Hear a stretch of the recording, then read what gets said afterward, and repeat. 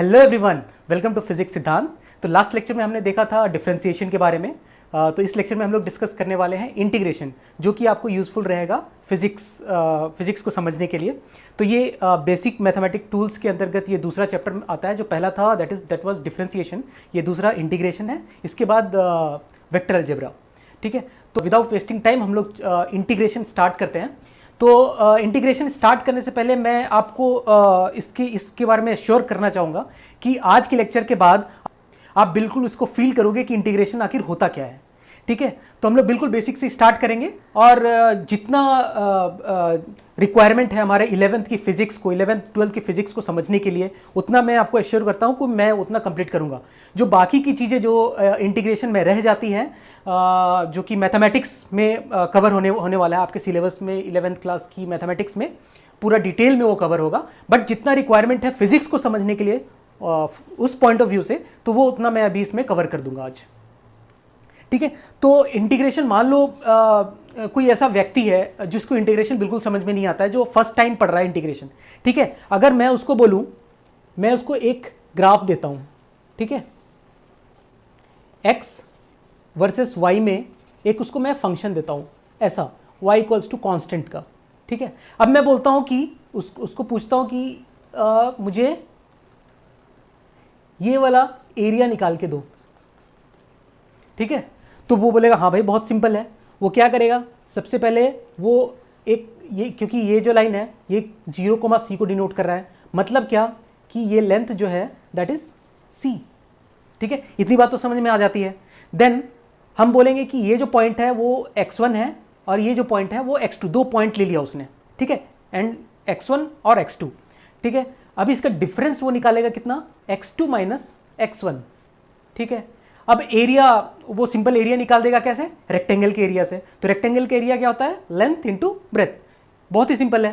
तो इसका एरिया क्या हो जाएगा, लेंथ इंटू ब्रेथ। लेंथ इसमें कितना हो गया, लेंथ ये वाला हो गया x2 minus x1, x2 minus x1 into breadth हो गया c। ठीक है भाई, इससे एरिया निकल गया। और थोड़ा सा और इसको सजाने के लिए लिख लें तो x2 माइनस x1 को डेल्टा x इंटू सी लिख देंगे। डेल्टा x जो डिनोट कर रहा है वो चेंज इन x दिखा रहा है। ठीक है, तो डेल्टा x इंटू सी, तो c डेल्टा x हो गया। ठीक है भाई, ये एरिया हो गया। तो यही चीज जो है दैट इज इंटीग्रेशन। अगर मैं इस कर्व का बोलूं कि इस कर्व को इंटीग्रेट करो from point x1 to x2, तो आप क्या करोगे, सिंपली उस कर्व का x एक्सिस के साथ जो एरिया बना रहा है वो कर्व, वो आप निकाल कैलकुलेट कर दोगे। अगर अभी ये जो सिंबल है वो सब आने वाला है बाद में, लेकिन अगर मैं सिंपल यही बोलूं कि एक कर्व है y, ठीक है, और इसको इंटीग्रेट कर दो dx, ठीक है, from point x1 to x2, तो ये चीज मुझे देगा एरिया अंडर कर्व। और ये कहां पर देगा, on x axis from x1 to x2। लेकिन अभी जिसको हमने बोला था उसको तो अभी इंटीग्रेशन करना नहीं आता है, उसने जस्ट अपना कॉमन सेंस लगाया और वो इसका एरिया निकाल के दे दिया। ठीक है, अब वो बोलेगा कि भाई मुझे फिर इंटीग्रेशन पढ़ने की जरूरत ही क्या है, इंटीग्रेशन में क्यों पढ़ूं, मुझे तो एरिया निकालना आता है। ठीक है, तो फिर मैंने क्या किया, उसको एक दूसरा सवाल दे दिया। चलो उसको ये सवाल अगर देखते हैं, ये मान लो मेरा x एक्सिस है, ये मेरा y एक्सिस है। ठीक है, मैंने उसको बोल दिया चलो भाई इसका निकाल के देखो, y equals to M X plus C. एक स्ट्रेट लाइन की इक्वेशन है, स्ट्रेट लाइन हम लोग जानते हैं y equals to M X plus C, हम लोग किसी भी स्ट्रेट लाइन को इससे नोट कर सकते हैं। ठीक है, अभी मैं बोला उसको कि x1 से पॉइंट x2 यहां तक का मुझे एरिया अंडर कर्व निकाल के दो। अगर तुमको इंटीग्रेशन की जरूरत नहीं है तो ये करके बताओ मुझे। तो पूरा खुश हो गया भाई, बहुत खुश हो गया। वो बोला कि मैं क्या करूंगा, मैं यहां पर एक पॉइंट लूंगा, ये पॉइंट मेरा ये पॉइंट मेरा क्या है, x1, y1। तो ये पॉइंट क्या दिखा रहा है मेरा, 0, y1, मतलब क्या है, ये लेंथ मेरा कितना है, y1। ठीक है भाई, और ये जो पॉइंट है इसको वो बोल रहा है x2, y2, क्योंकि x2 पता है तो हमको कर्व से y2 भी पता है। ठीक है, तो x2, y2 मतलब ये पॉइंट कहाँ पे आ रहा है, यहाँ पे कहीं यहाँ पर आ रहा है, और ये पॉइंट क्या है, 0, y2, मतलब जो एक्स ये जो पॉइंट है इसकी हाइट कितनी है y2, ठीक है। अब वो बोलेगा कि मैं यहाँ से लाइन खींच दूंगा, स्ट्रेट लाइन खींच दूंगा, ठीक है। और मैं क्या करूँगा, इस ट्रायंगल का एरिया निकाल दूंगा पहले तो, ठीक है। उसके बाद ये जो बचा हुआ नीचे जो रेक्टेंगल है इसका एरिया निकाल दूंगा और दोनों को मैं ऐड कर दूंगा। अभी वो कैसे करेगा ये देखो, ये जो लेंथ है अगर देखें रेक्टेंगल में देखें तो ये जो लेंथ है that is x2 minus x1, ठीक है। जो रेक्टेंगल का जो विड्थ होगा, सॉरी लेंथ होगा that is x2 minus x1 और हाइट क्या है y1। तो रेक्टेंगल के एरिया ऑफ रेक्टेंगल क्या हो गया, एरिया ऑफ रेक्टेंगल कितना हो गया मेरे पास x2 minus x1 into y1, ठीक है, सही बात है। तो x2 माइनस x1 को मैंने क्या बताया था कि डेल्टा x चेंज, थोड़ा अच्छे टर्म्स में लिखे तो delta x change in x into y1 लिख देंगे। चलो भाई ठीक है। अब एरिया ऑफ ट्रायंगल उसने निकाला, जो ऊपर वाला जो पार्ट है ये वाला ट्रायंगल है, इसका एरिया उसने निकाला। एरिया ऑफ ट्रायंगल क्या होगा, एरिया ऑफ ट्रायंगल हो जाएगा half into base into height, ठीक है भाई। हाफ इंटू बेस कितना हो गया इसका, यहाँ से यहाँ तक बेस जो रेक्टेंगल का लेंथ हो गया है वही इसका बेस हो गया, that is x2 minus x1 into x2 minus x1 into height कितनी हो गई इसकी, ये वाली हाइट। तो ये वाली हाइट कितना है, ये हाइट है y2 माइनस y1। ऐसा क्यों, देखो ये जो हाइट है ये है मेरे पास y2, this height is y2, ठीक है। और ये वाला जो हाइट है दैट इज y1, ठीक है। तो ये वाला जो हाइट रहेगा वो हो जाएगा y2 माइनस y1 और सेम वही तो ये y2 माइनस y1 हमने निकाला है, ठीक है। वो निकाल लिया y2 माइनस y1 और उसने हाइट की जगह पे y2 माइनस y1 लिख दिया, निकाल लिया। फिर से वो बोलता है मेरे को कि मुझे इंटीग्रेशन की जरूरत ही नहीं है, मैं तो एरिया निकाल देता हूँ कर्व के नीचे का। तो आप अगर ऐसा क्वेश्चन दोगे, ये क्वेश्चन रहेगा मेरे पास y equals to M X plus C, तो y इंटू डी एक्स में अगर x1 टू x2 करोगे तो मैं कर्व बना के इसका एरिया निकाल दूंगा, ये रहा उसका एरिया, और बिल्कुल सही भी है उसका आंसर। तो फिर मैं सोच में पड़ गया, फिर मैंने उसको नेक्स्ट क्वेश्चन दिया ऐसा x y, ठीक है, और ऐसा मैंने उसको एक कर्व दे दिया ऐसा, और मैंने बोला इसका निकाल के बताओ, मुझे इसका एरिया निकाल के बताओ। तो ये x1 से x2 ले लिया, ठीक है, x1 से x2 ले लिया, और मैंने बोला कि इस कर्व के नीचे का कर्व जो x एक्सिस के साथ जो एरिया बना रहा है from point x1 to x2 वो निकाल के बताओ। तो वो था थोड़ा इंटेलिजेंट, उसने क्या किया कि भाई मुझे एक्चुअल तो नहीं पता है लेकिन मैं एक काम करूँगा, मैं यहाँ से एक लाइन खींच दूंगा, और क्योंकि ये पॉइंट x1 y1 है इसीलिए ये जो है ये पॉइंट 0 y1 होगा, मतलब ये हाइट जो है ये मेरा y1 होगा, ठीक है। और ये जो हाइट है, ये जो लेंथ है इसका दैट इज डेल्टा x, अभी इस केस में क्या है x2 माइनस x1, ठीक है। फिर उसने क्या किया, उसने ये एरिया निकाल दिया। ये एरिया कैसे निकाला, ये एरिया निकाला डेल्टा x इंटू y1 से। लेकिन अभी वो फंस गया है क्योंकि वो ये एरिया नहीं निकाल पाया, उसने जस्ट अप्रॉक्सीमेट बताया। मैंने बोला कि हाँ तुम्हारा आंसर बिल्कुल सही नहीं है बट बहुत ज़्यादा गलत नहीं है, तुम क्लोज टू आंसर हो। तो उसने बोला मुझे कि वो थोड़ा सा इस पर और इम्प्रोवाइज़ करेगा। तो उसने क्या किया इम्प्रोवाइज़ करने के लिए, उसने बोला कि ठीक है ये मेरा कर्व है, ठीक है, ये मेरा पॉइंट x1 है और ये जो हाइट है मेरी ये वाली हाइट है, ये 0 y1 है, ठीक है। तो वो बोला कि अब मैं कर्व में 3 पॉइंट लूँगा 2 पॉइंट की जगह पे, ठीक है। तो और तीनों को वो उसने क्या किया इक्वी डिस्टेंस पॉइंट लिया, मतलब x1 x2 के बीच में अगर डेल्टा x है तो उसने तीसरा पॉइंट लिया x3, जो एंड पॉइंट है ये भी डेल्टा x ही लिया उसने, ठीक है, ये x3 पॉइंट है, ठीक है। अब उसने क्या किया, ये x1 y1 है, ये पॉइंट है मान लो कर्व में x1 y1, ये पॉइंट है कर्व में x2 y2 और ये पॉइंट है कर्व में x3 y3, ठीक है। अभी ये जो पॉइंट, ये जो हाइट है इसकी हाइट जो है दैट इज y2, ठीक है, इसकी ये जो हाइट है दैट इज y1। अब उसने क्या किया, ये वाला पहले एरिया निकाला, ये एरिया क्या हो जाएगा, ये लेंथ तो मेरे पास y1 है, तो ये जो एरिया जो शेडेड पोर्शन है उसका एरिया कितना हो जाएगा y1 इंटू डेल्टा एक्स, देखा था हमने y1 इंटू डेल्टा एक्स, ठीक है भाई, प्लस अब वो बोला कि मैं ये एरिया निकाल दूंगा, यहाँ से उसने एक लाइन खींची सीधी, एक लाइन यहाँ से इस दोनों को ज्वाइन करते हुए खींचा, बोला ये एरिया भी मैं निकाल दूंगा। कैसे? बेस तो मेरे पास डेल्टा एक्स ही है, मतलब लेंथ तो डेल्टा एक्स है, अभी हाइट मेरे पास y2 है, ठीक है, तो y2 इंटू डेल्टा एक्स।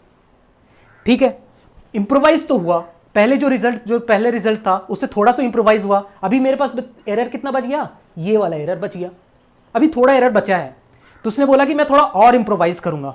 इस बार वो थोड़ा सा और इंप्रोवाइज उसने और थोड़ा इंप्रोवाइज किया उसको। ठीक है, तो इस बार वो क्या किया, उसने एक्स एक्सिस लिया, वाई एक्सिस लिया, ठीक है, कर्व बनाया ऐसा, पॉइंट x1 लिया और ये पॉइंट, और उसने जो x1 और x2 के बीच, जो दोनों एंड पॉइंट के बीच बहुत सारे पॉइंट्स ले लिए। लेकिन एक चीज ध्यान रखा, उसने इक्वी डिस्टेंस, सारा पॉइंट इक्वी डिस्टेंस लिया, x1, x2, x3, ठीक है, x4, x5, ऐसे करते करते उसने वो यहां तक गया। और इसके करस्पॉन्डिंग हाइट भी लिया इसने, जैसे पहले का हाइट है y1, ठीक है, दूसरे का हाइट है y2, ठीक है, तीसरे का हाइट है y3, और उसने इस तरह से एरिया निकालना शुरू किया। जो पहला एरिया निकला, एरिया टोटल एरिया मैं बता रहा हूं, तो पहला एरिया उसने लिया y1 इंटू डेल्टा एक्स, क्योंकि डेल्टा एक्स सब में कॉमन है, जो x2 माइनस x1 है, x3 माइनस x2 है, x4 माइनस x3 है, तो सारा का डेल्टा एक्स कॉमन है, मतलब बेस जो है उसका सबका सेम रखा है, मतलब लेंथ जो रखा है सारे रेक्टेंगल का उसे सेम रखा है डेल्टा एक्स। अब हाइट उसकी y1, एक बार y2, एक बार y3, इस तरह से जा रहे हैं। ठीक है, तो y2 plus y2 into delta x लिखा, फिर तीसरा लिया ये वाला जो शेड कर रहा हूं उसको, plus y3 into delta x लिया। ठीक है, इस तरह से वो करता गया, ऐसा करता करता है yn इंटू डेल्टा एक्स, बोला कि ये है मेरा आंसर। तो भाई उसका आंसर तो बहुत ज़्यादा क्लोज था, मतलब अभी उसने जो एरर था वो बहुत ही कम था उसका। ठीक है, तो अभी उससे बात समझ में आती है कि अगर हम लोग एक काम करें, इसको हम लोग अगर रिप्रेजेंट करें तो क्या हो जाएगा, ये जो एरिया है, बहुत सारे जो एरिया है उसको सम करके हमने लिखा है, तो टोटल एरिया क्या हो जाएगा, summation of y delta X, ठीक है, y i बोल दो, i goes from 1 to n, ठीक है, y1 delta X plus y2 delta X plus y3 delta X, ऐसा करते करते yn डेल्टा एक्स। ठीक है, तो बेसिकली हमारे पास आ गया समेशन y डेल्टा एक्स। ठीक है, अब एरर को अगर हमको कम करना है, ये जो एरिया जो उसने निकाला है उसको, एरिया का जो एरर है उसको अगर हमको कम करना है, इसका मतलब क्या कि ये डेल्टा एक्स जो है ये बहुत छोटा होना चाहिए, टेंडिंग टू जीरो। अगर डेल्टा एक्स अगर टेंडिंग टू जीरो हो तो बहुत सारे छोटे छोटे छोटे पतले पतले पतले पतले पतले पतले स्ट्रिप्स आएंगी इसकी, जो अभी हम लोग जो देख रहे हैं, ये जो जैसे ये एक स्ट्रिप है, अगर ये डेल्टा एक्स बोल रहे हैं तो डेल्टा एक्स को बहुत छोटा छोटा छोटा लेंगे तो बहुत सारा ये पॉइंट आएगा।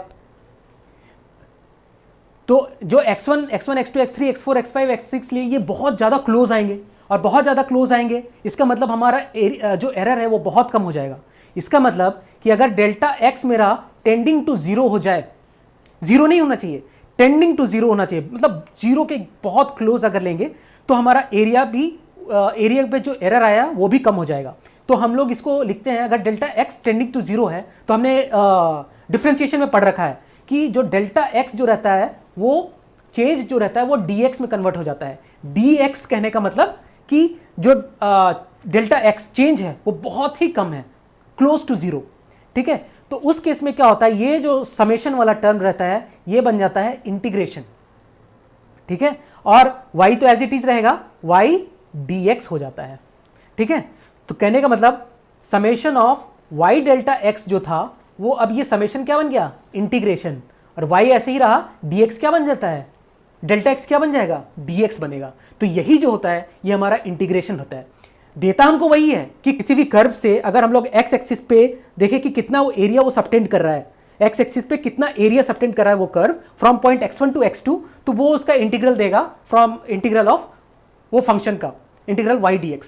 अरे ये फंक्शन अब कोई भी फंक्शन हो सकता है, अगर मैं बात करूं इसके रिगार्डिंग तो ये कोई सा भी फंक्शन ले सकता है। ये ट्रिग्नोमेट्रिक फंक्शन भी हो सकता है, sine X, cos X, tan X, sec square X, tan square X, cos X, tan X, cosec X, cot X, कुछ भी function trigonometric function. Algebraic function हो सकता है। अलजेब्रिक फंक्शन में क्या आ गया, X square, X cube, x square plus B x plus C, Y equals to M X plus C, कोई भी अलजेब्रिक फंक्शन इस तरह का हो गया। कोई भी लॉगरिथमिक फंक्शन हो सकता है, log of 1 plus X, log of 1 plus x square, ठीक है। या तो एक्सपोनेंशियल फंक्शन हो जाए, E raise to power X हो जाए, E raise to power 2x हो जाए, E raise to power 2x plus C हो जाए। तो कहने का मतलब ये जो y है ये कोई भी फंक्शन ले सकता है। ये कोई ट्रिगोनमेट्रिक, अलजेब्रिक, एक्सपोनेंशियल, लॉगरिथमिक कुछ भी हो सकता है। तो हम लोग इस तरह से इसको इंटीग्रेट करते हैं, इंटीग्रल ऑफ y dx लिखते हैं। तो y integral of y dx में क्या होगा, y मतलब क्या होगा, कोई फंक्शन ऑफ x होगा इंटू dx, ठीक है। अभी इस पर नेक्स्ट बात करते हैं, डेफिनिट एंड इनडेफिनिट इंटीग्रेशन। तो डिटेल आगे थोड़ी देर में आएगा डिटेल, बट जस्ट थोड़ा सा एक ओवरव्यू देता हूँ क्या होता है। जैसे अभी तक हमने बात किया है area from x1 to x2 बोला जाए। जैसे कोई भी कर्व है मेरा y equals to F X, कोई कर्व है, तो अगर मैंने डिफाइन कर रखा है कि मुझे x1 से x2 के बीच का एरिया निकालना है, ठीक है, ऐसा मैंने डिफाइन कर रखा है। तो मैं बोल दूंगा कि इसको बोल सकता हूँ y dx, x1 से x2। ये जो होता है, अगर मैंने डिफाइन कर रखा है डेफिनिट, मैंने बता दिए दो पॉइंट ऑन द कर्व कि पॉइंट ए से पॉइंट बी तक, ठीक है। तो इसको बोलते हैं हम लोग डेफिनिट इंटीग्रेशन। और अगर हमने नहीं बताया, स्पेसिफाई नहीं किया, सिर्फ ऐसा साइन बनाया y dx बोल दिया, तो ये जो हो जाएगा मेरा इनडेफिनिट इंटीग्रेशन होता है, ठीक है। तो अभी अगर देखा जाए तो इंटीग्रल ऑफ y dx को हम लोग लिख सकते हैं integral of F x dx, ठीक है। तो इतनी बात समझने वाली थी। एक जनरल मिसकंसेप्शन मैं आपको बताता हूं, ये 99% लोगों का ये मिसकंसेप्शन रहता है रिगार्डिंग एरिया अंडर कर्व, ठीक है। अगर मैं आपको बोलता हूं कि मेरे पास कुछ ऐसा फंक्शन है, ठीक है, अभी फंक्शन समझ लो कि एक फंक्शन है F x, function of x है, ये मेरा एक्स एक्सिस है और ये मेरा वाई एक्सिस है। इसका एरिया मान लो मैंने बोला ए, एरिया अंडर कर्व जो है ये ए है, और यहां तक का, अब यहां तक का भी एरिया मैं बोलता हूं ए। अब मैं बोलता हूं कि integral of F X D X क्या होगा, फ्रॉम पॉइंट, चलो इसको ले लेते A to B, from point A to B. अभी तो डायरेक्ट ग्राफिकल फॉर्म से दिख रहा है ना, ग्राफिकल फॉर्म से हम लोग बता सकते हैं कि इसका कितना होगा। ग्राफिकल फॉर्म से देख के बताते हैं, ए प्लस ए 2a हो गया। तो यही है जनरल मिसकंसेप्शन, ये 2a नहीं होगा। हम लोग इसको नहीं लिख सकते दैट इट इज 2a, ये गलत है। अब ये गलत क्यों है, देखो, जो भी एरिया रहता है, अगर किसी कर्व का एरिया अगर हमको निकालना हुआ, तो जो एक्स एक्सिस के नीचे जो होता है, जो भी एरिया एक्स एक्सिस के नीचे आएगा, ठीक है, जो भी एरिया एक्स एक्सिस के नीचे आएगा वो हो जाएगा, वो एरिया हम लोग बोलेंगे ये नेगेटिव एरिया है। और जो भी ऊपर आएगा, एक्स एक्सिस के ऊपर आएगा, तो इसको हम लोग बोलेंगे ये पॉजिटिव है, ठीक है। तो इस केस में क्या हो जाएगा, ए एरिया माइनस ये वाला एरिया पॉजिटिव में आएगा और ये वाला एरिया नेगेटिव में आएगा, तो दोनों माइनस होके ये एरिया जीरो होगा। इसको बहुत ध्यान रखने की ज़रूरत है। अगर मान लो कभी कुछ ऐसा क्वेश्चन आता है जिसमें तुमको इंटीग्रेट करना हुआ, और इंटीग्रेट करने के बाद तुमको सीधा सीधा एरिया दिख रहा है, तो तुम बोलोगे मुझे इंटीग्रेट करने की जरूरत नहीं है, मैं डायरेक्टली इसका एरिया निकाल देता हूँ, एरिया निकाल के जोड़ देता हूँ। तो एरिया जोड़ते समय इस चीज़ का ध्यान रखना पड़ेगा कि कोई सा भी जो फंक्शन है, तो वो एक्स एक्सिस से ऊपर में है या एक्स एक्सिस के नीचे में है, तो उसी हिसाब से हम लोग एरिया को प्लस या माइनस करके इंटीग्रेशन की वैल्यू निकालेंगे। फॉर एग्जाम्पल, अभी ये तो मैथ्स में, तुम्हारे मैथ्स के इसमें आने वाला है, लेकिन ये जो फंक्शन जो प्लॉट करेंगे, जो फंक्शन प्लॉटिंग है, जैसे साइन एक्स को प्लॉट कर रहा है या फिर किसी भी फंक्शन को प्लॉट कर रहे हैं, ये सब कर्व प्लॉटिंग में मैथमेटिक्स में आने वाला है, इसलिए मैं उसके बारे में नहीं, उसके डिटेल में नहीं जा रहा हूँ। अगर मेरे पास कोई फंक्शन है F X equals to sine X, ठीक है, तो साइन एक्स का जो ग्राफ बनता है वो कुछ ऐसा बनता है, ठीक है, ये 0 होता है, ये पाई होता है, ये 2 पाई होता है। अभी इसके डिटेल में मत जाओ, लेकिन बस इतना समझ लो साइन एक्स का ग्राफ ऐसा होता है, ठीक है। अगर मैं बोलूं कि इंटीग्रल ऑफ, और ये दोनों मतलब ये यहां तक 0 टू पाई में जैसा है, वैसे ही सेम एरिया इसका पाई से 2 पाई के बीच में होता है। तो integral of sine X D X from 0 to 2 pi क्या होगा, तो देखो ये एरिया और ये एरिया दोनों इक्वल होता है, तो ये कैंसिल आउट होके 0 हो जाएगा। ठीक है, तो इसका ध्यान रखना है। अब नेक्स्ट बात आती है, integration is the reverse of differentiation. ये बात सही है। अगर हम लोग किसी भी फंक्शन को इंटीग्रेट करते हैं, और जो फंक्शन, मान लो हमने fx को इंटीग्रेट किया और हमारे पास gx आया, तो अगर हमको gx को अगर हम डिफरेंशिएट करें तो वापस से हमको fx मिलना चाहिए। इसको मैं लिख देता हूं, इंटीग्रेशन ऑफ fx dx अगर मैं बोलता हूं is equal to gx, then dgx by dx should be equal to fx। ये बहुत इंपॉर्टेंट बात है, क्योंकि अगर आप जैसे आपने डिफरेंशिएशन में बहुत सारे फॉर्मूले याद किए होंगे, लेकिन अगर आपको इंटीग्रेशन में भी सेम चीज इंटीग्रेशन में फॉर्मूले याद रखने हैं, तो आप डिफरेंशिएशन का जस्ट ऑपोजिट करके उसको याद रख सकते हो, या फिर एक तरह से बोलो तो क्रॉस वेरीफाई कर सकते हो। जैसे साइन एक्स का आपने डिफरेंशिएट किया तो बन गया कॉस एक्स, ठीक है, लेकिन कॉस एक्स को अगर आपने इंटीग्रेट किया तो क्या बनेगा। तो ये सब सारी चीजें आपको आनी चाहिए। तो इसके लिए क्या, अगर आप रिवर्स लगाओगे डिफरेंशिएशन का, integration as a reverse of differentiation, तो ये चीजें आपको आसानी से समझ में आ जाएगी। ठीक है, तो चलते हैं अब इंटीग्रेशन के कुछ फॉर्मूलेज पे। ठीक है, तो जो पहला फॉर्मूला होता है integration of x raise to power n dx is equals to x raise to power n+1 upon n+1 plus c।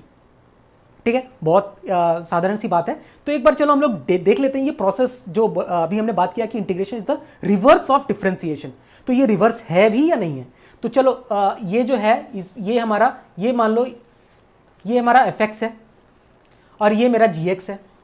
क्योंकि fx को इंटीग्रेट किया तो मुझे gx मिला। ठीक है, तो gx को डिफरेंशिएट करेंगे तो मुझे fx मिलना चाहिए। तो पहले हम लोग करते हैं dgx बाई dx।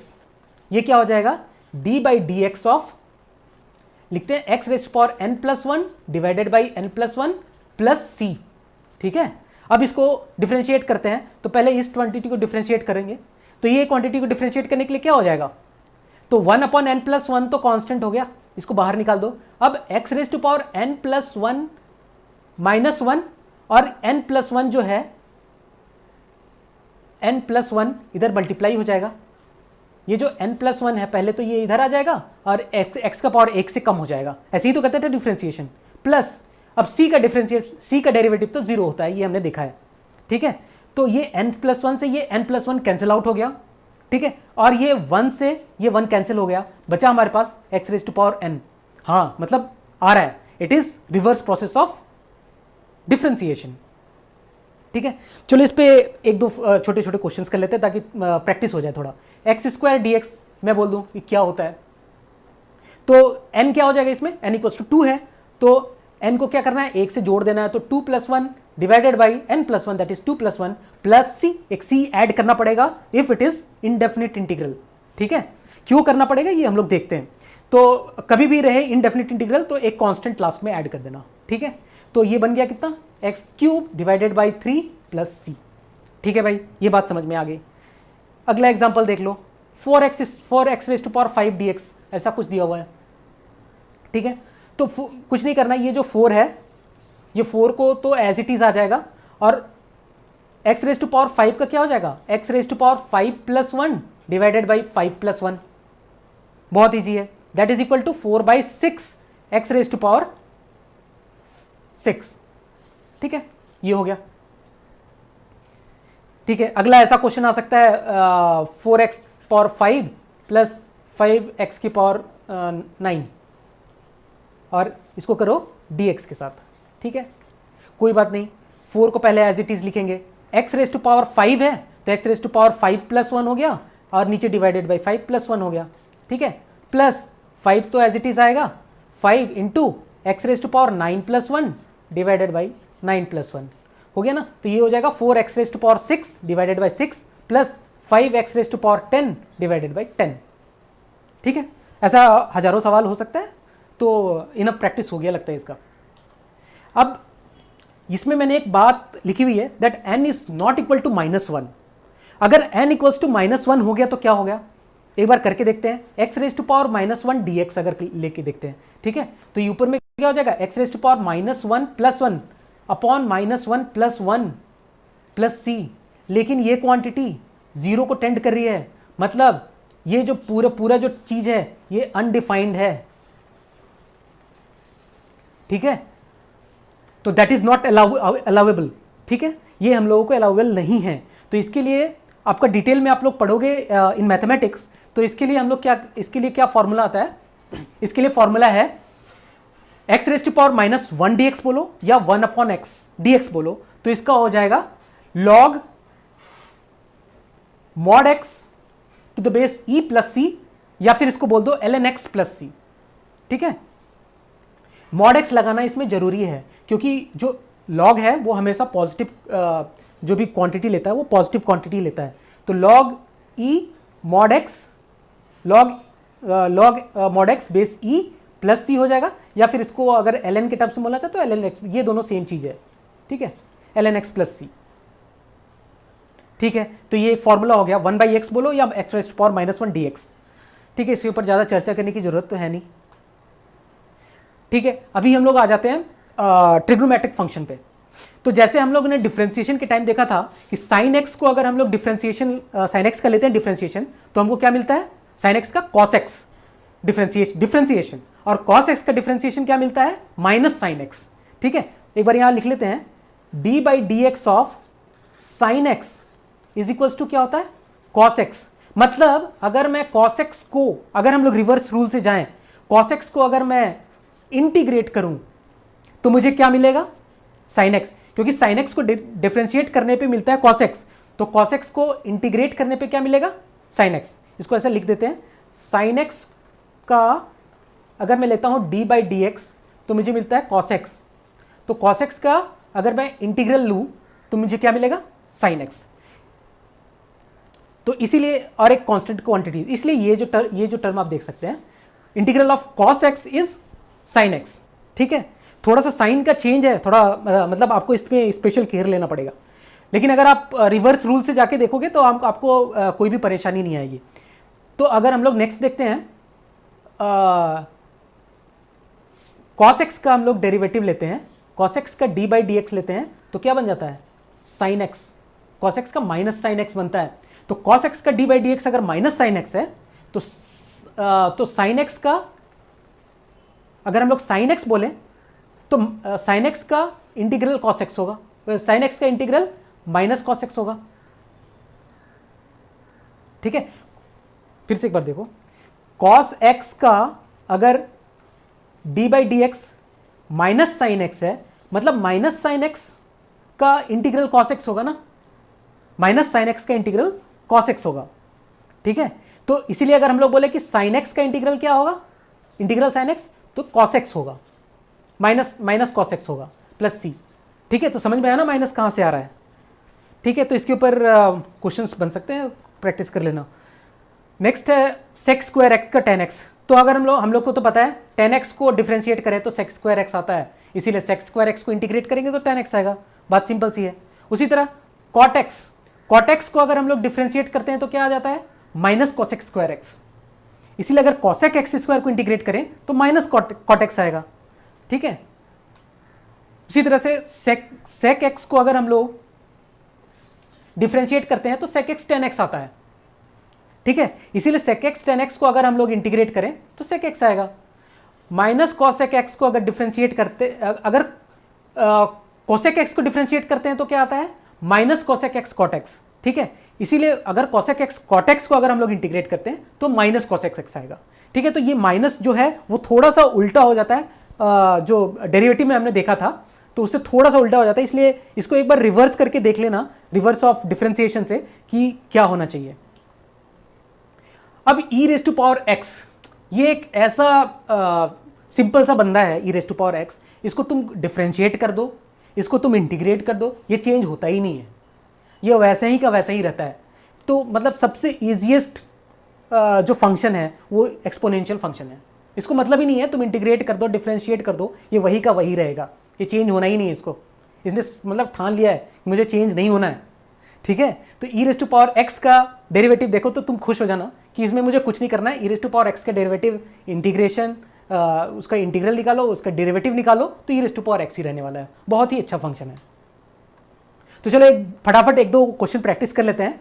तो integral of 4 sin x minus 8 cos x, तो पहले इसका करते हैं। तो 4 तो ऐसे ही का ऐसे ही आ जाएगा, ठीक है। और sin x का हमने क्या देखा था, sin x का हो जाता है माइनस cos x, ठीक है, माइनस 8 cos x का क्या हो जाता है, cos x का हो जाता है इंटीग्रल sin x, ठीक है। तो ये जो हो जाएगा ये क्या, minus 4 cos x minus 8 sin x। काफी सिंपल था, ठीक है।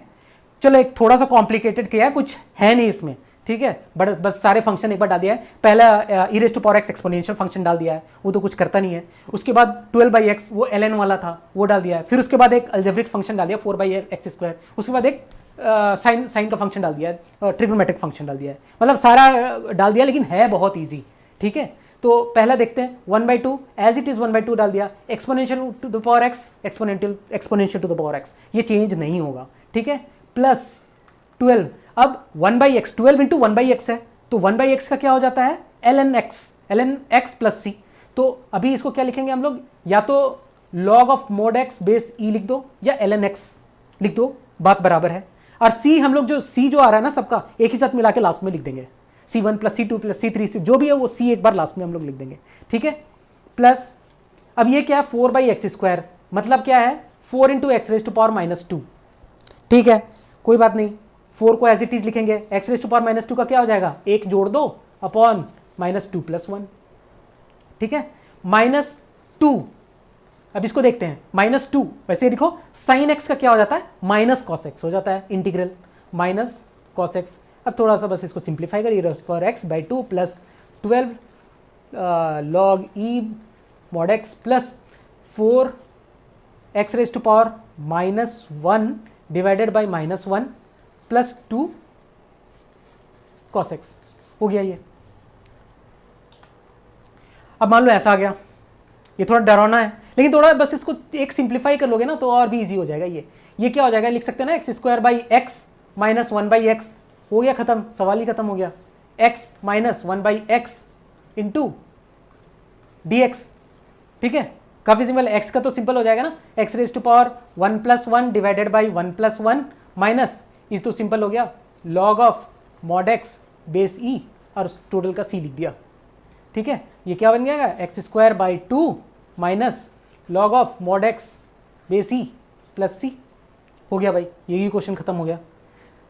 चलो इसका निकाल के देखते हैं इंटीग्रल। अभी यहाँ पर मैंने डेफिनेट इंटीग्रल दिया हुआ है, तो डेफिनेट इंटीग्रल में कैसा होता है, मान लो किसी ने बोला कि 2 से 3 तक के बीच में करना है, ठीक है, तो कोई भी fx dx दिया हुआ है, इसका अगर मान लो तुम्हारे पास gx कोई gx आता है, इसको इंटीग्रेट fx को इंटीग्रेट करने के बाद कोई फंक्शन मान लो gx आता है, कुछ नहीं करना है तुमको, एक बार तुमको पहले वैल्यू उसमें 3 पुट करना है x की जगह पे, और g ऑफ 3 करना है माइनस g ऑफ 2 करना है, हो गया सवाल।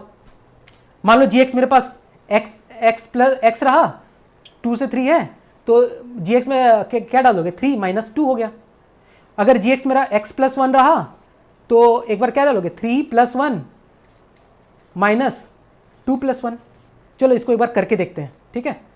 इंटीग्रल ऑफ x dx क्या हो जाएगा, x raise to power 1 plus 1 divided by 1 plus 1 plus, इसमें क्योंकि ये कांस्टेंट आएगा नहीं क्योंकि ये डेफिनेट इंटीग्रल है, ठीक है। अब इसका लिमिट हम लोग पुट कर देंगे 2 से 3, तो ये कितना हो जाएगा, x² 2 फ्रॉम 2 to 3।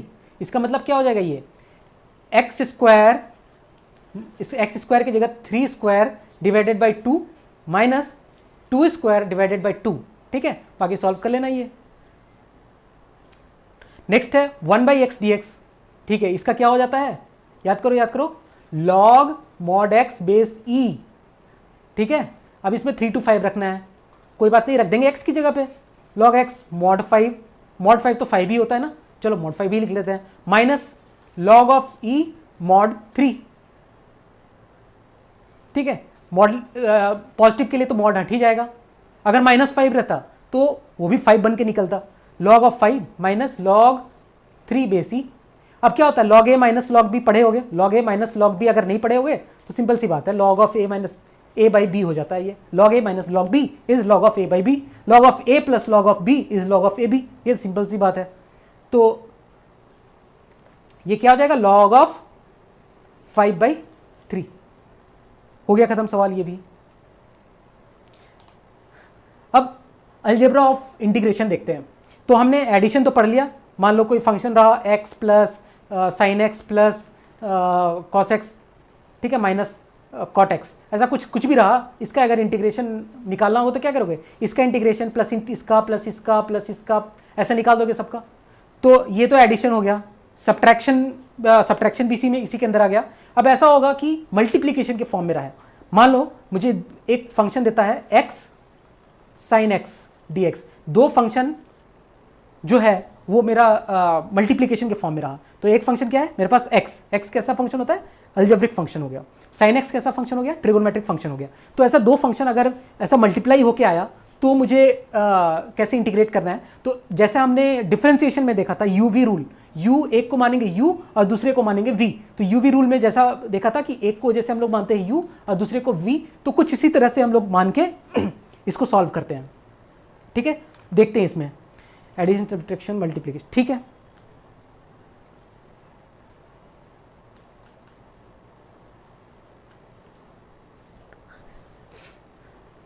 ठीक है। तो अभी x साइन एक्स को मुझे करना है। तो इसमें एक चीज़ हमेशा मैं तुमको रिकमेंड करूंगा कि ये चीज़ तुम लाइन जो है, जो अभी मैं दोहराने जा रहा हूँ, ये लाइन तुम घर में कम से कम 50 बार दोहरा लो। मतलब हर दिन में 10 बार दोहराओ और ये लाइन हमेशा रट लो। देखो दो फंक्शन मल्टीप्लाई होके आएगा, u और v ऐसा है। तो दो फंक्शन है तो ऐसा याद रखना, first function as it is integration of second function minus integration start differentiation of first function integration of second function. अगर ये लाइन याद रखिए ना तो सारा का सारा फॉर्मूला ये याद हो जाएगा। मतलब क्या करना होगा, अगर मेरे पास ये u है और ये v है तो इसको मैं फर्स्ट फंक्शन बोलता हूँ और इसको मैं बोलता हूँ सेकेंड फंक्शन। तो देखो ये जो फॉर्मूला है उसके हिसाब से देखो, ये क्या है, first function as it is आया, ठीक है, इंटीग्रेशन ऑफ सेकेंड फंक्शन है minus integration start differentiation of first function है, ठीक है, इंटीग्रेशन ऑफ सेकेंड फंक्शन है और ये इस इंटीग्रेशन का dx है। First function as it is integration of second function minus integration start differentiation of first function integration of second function.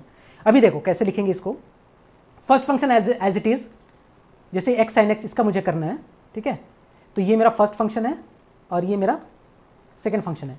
तो first function as it is integration of second function, integration of sine x क्या हो जाता है, minus cos x, बहुत simple है, minus first function as it is x integration of second function minus cos x minus integration start differentiation of first function, differentiation of x क्या हो जाता है 1 into integration of second function, integration of sine x क्या हो जाता है minus cos x dx। ठीक है, ये क्या बन गया x cos x माइनस ये माइनस और ये माइनस मिलके एक प्लस लिख दो, integration of cos x dx। ठीक है, माइनस x cos x और cos x का इंटीग्रेशन क्या हो जाता है, sin x हो जाता है, प्लस sin x, एक कांस्टेंट सबके लिए मिला के डाल दो। ठीक है, तो ये इस तरह से first function as it is integration of second function, first function as it is integration of second function minus integration start differentiation of first function integration of second function. ठीक है, अब नेक्स्ट जो प्रिंसिपल आता है, जैसे mathematics में हमने पढ़ रखा होगा कि बोर्डमास रूल है। पहले हम लोगों को क्या करना है, ब्रैकेट, उसके बाद करना है ओ से ऑफ, ठीक है, डी से डिवीजन, फिर एम से मल्टीप्लिकेशन, फिर उसके बाद addition, then subtraction. Bracket of division multiplication, bracket of division multiplication addition subtraction. तो इसी तरह इंटीग्रेशन जो बाय पार्ट्स होता है उसमें फर्स्ट फंक्शन किसको ले और सेकंड फंक्शन किसको ले। तो फर्स्ट फंक्शन किसको ले उसके लिए एक प्रायोरिटी कोड है। ये प्रायोरिटी कोड क्या है, ILATE। अगर मुझे फर्स्ट फंक्शन चूज करना हुआ, मतलब ये चूज करना भी क्यों इंपॉर्टेंट हो जाता है, क्योंकि कभी कभी अगर तुमने गलत चूज कर लिया तो सवाल फंस जाएंगे, बहुत बुरी तरह से फंस जाओगे और तुम करते जाओगे इंटीग्रेशन बाय पार्ट्स, लेकिन वो डिफरेंशिएशन वो इंटीग्रेशन कभी खत्म ही नहीं होगा। तो इसलिए ये जरूरी पड़ जाता है कि हम लोगों को एक प्रायोरिटी देना पड़ेगा कि फर्स्ट फंक्शन किसको चूज करें। अगर तुमने इस तरीके से किया तो उसमें तुम्हारे फंसने की गुंजाइश खत्म हो जाती है।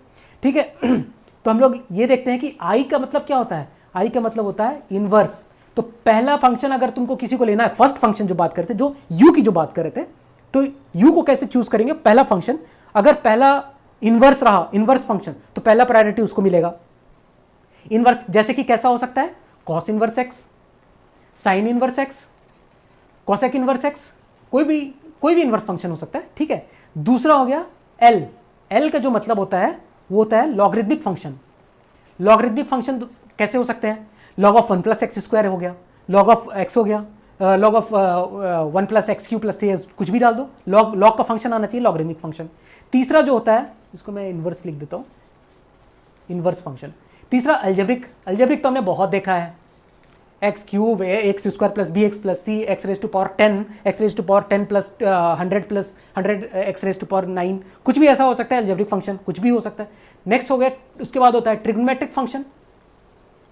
ट्रिग्नोमेट्रिक फंक्शन तो पता ही होगा, sine cos 10 sine x square cos x square कुछ भी हो सकता है। और ये लास्ट में हो जाए एक्सपोनेंशियल फंक्शन। एक्सपोनेंशियल क्या हो सकता है, ये रेज टू पावर एक्स हो सकता है, ये रेज टू पावर 2x हो सकता है, ये raise to power 2x plus x square हो सकता है, कुछ भी एक्सपोनेंशियल फंक्शन में आ सकता है, ठीक है। तो ये फर्स्ट फंक्शन हम लोग किसको चूज करेंगे या फिर u हम किसको चूज कर रहे हैं, इसके लिए ये चीज बताया गया है, ठीक है। चलो इसके ऊपर सवाल करते हैं। तो पहला मेरे पास दिया हुआ है integral of x E raise to power x। अब मुझे बताओ इसमें फर्स्ट फंक्शन हम किसको चूज करेंगे। तो इसमें इस दोनों में देखो मेरे पास दो है, x है, ई रेज टू पावर x है। तो पहला इनवर्स कोई फंक्शन है इसमें, नहीं, इनवर्स तो कोई फंक्शन नहीं इसमें। कोई इसमें दूसरा पहला इनवर्स फंक्शन है कोई, नहीं है। दूसरा लॉगरिथमिक फंक्शन है क्या इसमें, कोई नहीं है। अलजेब्रिक फंक्शन है, हाँ है अलजेब्रिक फंक्शन, ठीक है। मतलब ये अलजेब्रिक फंक्शन है तो ये मेरा फर्स्ट फंक्शन हो गया। और ये कैसा फंक्शन है, ये एक्सपोनेंशियल लास्ट प्रायोरिटी वाला, तो ये मेरा सेकंड फंक्शन हो गया, ठीक है। तो यहां से हमने चूज कर लिया आइलेट से कि फर्स्ट फंक्शन क्या होगा मेरे पास। फर्स्ट फंक्शन हो जाएगा मेरे पास ये, या इसको u बोल दो, फर्स्ट फंक्शन बोलो, या u बोल दो, या इसको सेकंड फंक्शन बोलो, या इसको v बोलो। तो मैंने क्या बताया था, फिर से याद करो, first function as it is, integration of second function minus integration start, differentiation of first function, integration of second function, ठीक है। तो अभी उसी से करते हैं। तो ये फर्स्ट, ये सेकंड, अगर इसका इंटीग्रेशन मैं ले रहा हूं तो first function as it is, x as it is, integration of second function e raise to power x का इंटीग्रेशन क्या होता है, ई रेज टू पावर x होता है, minus integration start, differentiation of first function. Differentiation of first function क्या है, x का differentiation क्या हो जाता है, x का डिफरेंशिएशन 1 हो जाता है। Integration of second function, x E raise to power x का इंटीग्रेशन क्या हो जाएगा, E raise to power x dx। देखो कितना सिंपल से हो गया, x E raise to power x minus फिर इसके बाद 1 into E raise to power that is E raise to power x, और E raise to power x का इंटीग्रेशन क्या होता है, ई रेज टू पावर x। हो गया सवाल खत्म, ठीक है। अभी अगला फंक्शन ले लो। अरे इसमें तो सिर्फ एक ही फंक्शन दिया हुआ है, अभी ये कैसे करेंगे, log x का इंटीग्रेशन तुमको आता नहीं है और इसमें दो फंक्शन नहीं कि मल्टीप्लाई कर ले। लेकिन हम इसमें मान सकते हैं, इस क्वेश्चन को हम इस तरह से देख सकते हैं, 1 इंटू लॉग एक्स बेस ई, इस तरह से तो हम लोग लिख सकते हैं ना, ठीक है। अब इसमें हम लोग प्रायोरिटी देखते हैं और इसको किसके टर्म्स में इंटीग्रेट करना है, dx में, ठीक है। तो फर्स्ट इसमें देखो इनवर्स कोई फंक्शन है क्या, नहीं है। लॉगरिथमिक है क्या, है। लॉगरिथमिक का कौन सा है, ये log x है, ठीक है। तो अब इसको हमको इंटीग्रेट करना होगा, तो हम फर्स्ट फंक्शन इसको ले लेंगे और इसको सेकंड फंक्शन ले लेंगे। चलो स्टार्ट करते हैं। First function as it is, log x as it is, ठीक है। First function as it is, integration of second function. Second function 1 का इंटीग्रेशन क्या होता है, 1 का इंटीग्रेशन मतलब क्या हुआ, 1 मतलब क्या हुआ, x raise to power 0, x raise to power 0 का इंटीग्रेशन क्या होगा, 0 plus 1 divided by 0 plus 1 that is x raise to power 1 divided by 1 that is x। मतलब 1 का इंटीग्रेशन क्या हो जाएगा, x, ठीक है। तो first function as it is, integration of second function मतलब integration of 1 that is x minus integration start, differentiation of first function. log x का डिफरेंशिएशन क्या होता है, log x का डिफरेंशिएशन बहुत ही आसान है, 1/x होता है, into integration of second function. Integration of second function मतलब इंटीग्रेशन ऑफ 1, इंटीग्रेशन ऑफ 1 क्या हो जाएगा, x, और dx लगा लो। तो ये क्या बन जाएगा, log x बेस e, और x को इधर ले आओ, x log x base e minus x cut गया, इंटीग्रेशन ऑफ 1 dx फिर से आ गया। इंटीग्रेशन ऑफ 1 dx क्या हो जाता है, ऊपर लिखा हुआ है x, और एक कांस्टेंट डाल दो, हो गया सवाल। तो इस तरह से सारे इंटीग्रेशन बाय पार्ट्स वाले सवाल किए जा सकते हैं। थोड़ा सा और अलजेब्रा ऑफ इंटीग्रेशन में थोड़ा सा एक दो सवाल और देख लेते हैं, थोड़ा स्पेशल टाइप के सवाल ऐसा आ सकता है। sin 3x dx, तो जैसे हमने चेन रूल में पढ़ा था ना कि मतलब अंदर घुसते जाओ घुसते जाओ घुसते जाओ। इसी तरह से इसको भी उस तरह से कुछ करना पड़ेगा, ठीक है। पहले मेरे को बताओ कि साइन एक्स का इंटीग्रेशन क्या होता है, साइन एक्स का माइनस कॉस एक्स। तो इसको शुरू में समझ लो कि ये एक्स है, 3x को समझ लो बस समझने के लिए कि ये x है, तो ये माइनस कॉस ऑफ 3x हो गया। और इसका जो भी डेरिवेटिव आता है ना, जिसको तुम समझे हो ना x है, वो तो x है नहीं, लेकिन जो भी चीज़ है उसका डेरिवेटिव नीचे लिख लो। तो कॉस 3x का डेरिवेटिव क्या हो जाएगा 3, ठीक है। नेक्स्ट इसको कर लेते हैं, प्लस c, कांस्टेंट आना जरूरी है, ठीक है।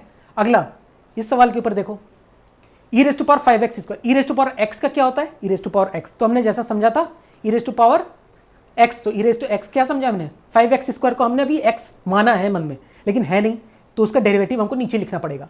तो 5x स्क्वायर का डेरिवेटिव क्या हो जाता है, ये हो जाता है 10x।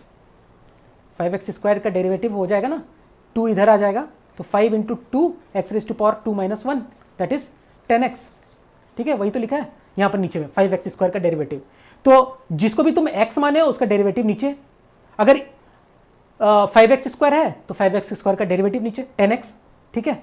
तो सेम उसी तरह का चेन रूल से थोड़ा मिलता जुलता है, तो तुम उसको रिलेट कर सकते हो। अभी इस पे आ जाओ, अभी cos x का, इसको cos of 2x square plus 1 को cos x समझ लो। तो cos x का इंटीग्रेशन क्या होता है, cos x का इंटीग्रेशन होता है sin x। तो sin of 2x square plus 1 divided by, अब 2x स्क्वायर प्लस 1 का डेरिवेटिव क्या होता है, 2x स्क्वायर का कितना हो जाएगा, 2 into 2 4 x raise to power 2 minus 1 that is 1, ठीक है। और 1 का डेरिवेटिव क्या हो जाता है 0। तो ये हो गया भाई sine of 2x square plus 1 divided by 4x। तो चेन रूल से मिलता जुलता है, इसको तुम रिलेट कर सकते हो। स्पेशल टाइप का क्वेश्चन आ सकता है इसके ऊपर, ठीक है। तो ये आइलेट डिस्कस कर लिया। और एक जो लास्ट मेथड है दैट इज सब्स्टिट्यूशन मेथड। ये तुम लोग मैथमेटिक्स में जो 11th की जो मैथमेटिक्स है, जिसमें डिफरेंशिएशन पढ़ोगे, तो ये तो हमेशा इस तरह के क्वेश्चंस आने वाले हैं, ठीक है। इसका बहुत ज़्यादा यूज़ फिजिक्स में है नहीं, मतलब 11th-12th के फिजिक्स में उतना बहुत ज़्यादा डिटेल यूज़ नहीं है। फिर भी मैं सारा टॉपिक्स कवर करने के पॉइंट ऑफ व्यू से ये मेथड भी बता रहा हूँ। बट ये चीज़ तुमको 11th के मैथमेटिक्स में बार बार ये चीज़ आने ही वाला है, ठीक है। तो ये ऐसा सब्स्टिट्यूशन मेथड ऐसा मेथड है जिसमें दो चीज़ें लगती हैं, पहला मैथमेटिक्स और दूसरा लॉजिक। तुमको थोड़ा सा लॉजिकल होना पड़ेगा। और लॉजिकल ऐसे मैथमेटिक्स का क्या रोल है, तुमने प्रैक्टिस किया हुआ है इस तरह की चीज़ों को, इन तरह की चीज़ों को तुमको मतलब कैसे करना है वो एक प्रैक्टिस होनी चाहिए। और कैसा तुम क्या एज्यूम करते हो, मतलब किस चीज़ को तुम क्या एज्यूम करते हो, ये थोड़ा लॉजिकल वाला बात आ जाता है। तुमको थोड़ा सा आगे देखना पड़ेगा कि इसका डेरिवेटिव ये हो सकता है। एग्जाम्पल से देखते हैं तो ज़्यादा समझ में आएगा। फॉर एग्जाम्पल दिस, ठीक है। तो इस क्वेश्चन को करने के लिए अभी हम इसको सिंप्लीफाई भी नहीं कर सकते कि जैसे x plus 1 upon x square रहता तो उसको हम लोग सिंप्लीफाई कर सकते थे किसी भी फंक्शन में, but x upon 1 plus x square इसको सिंप्लीफाई नहीं कर पा रहे हैं। तो क्या करेंगे हम लोग इसमें, हम लोग 1 प्लस एक्स स्क्वायर को अगर मान लो t रख दिया, t मैंने मानने के लिए रखा है, तुम t रख लो, z रख लो, y मत रखो, d रख लो, z रख लो, w रख लो, u रख लो, कुछ भी रख लो। तो 1 प्लस एक्स स्क्वायर को अगर मैं t रखता हूँ तो देखो क्या होगा, अगर मैं दोनों इसको dt बाई डी एक्स निकालता हूँ तो dt बाई डी एक्स क्या हो जाएगा, ये एक्स स्क्वायर का तो 2x हो जाएगा और 1 का क्या हो जाएगा 0, मतलब dt बाई डी एक्स क्या हो जाएगा मेरे पास 2x, ठीक है।